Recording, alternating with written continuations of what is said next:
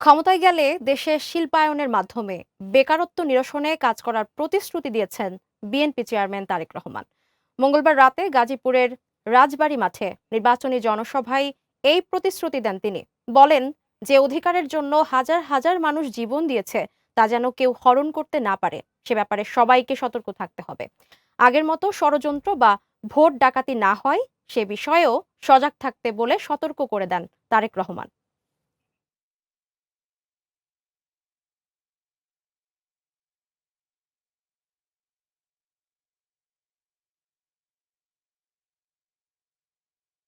BNP ইনশাল্লাহ জয়ী হলে পরে আমরা অনেকগুলো পরিকল্পনা নিয়েছি। তার মধ্যে একটি পরিকল্পনা হচ্ছে এই যে যেমন গার্মেন্ট শিল্প আছে, এই গার্মেন্ট শিল্পের মতো নতুন আরও আমরা শিল্প আনবো, যেখানে আমাদের আরও বেশি সংখ্যক মা বোনেরা কর্মসংস্থানের ব্যবস্থা হবে, যেখানে আমাদের তরুণ ভাই বোনেরা সেখানে কর্মসংস্থানের ব্যবস্থা করতে হবে। নতুন শিল্প আমরা এই দেশে নিয়ে আসব, যেখান থেকে আবার দেশে আরও বেশি বিদেশে রফতানি হবে।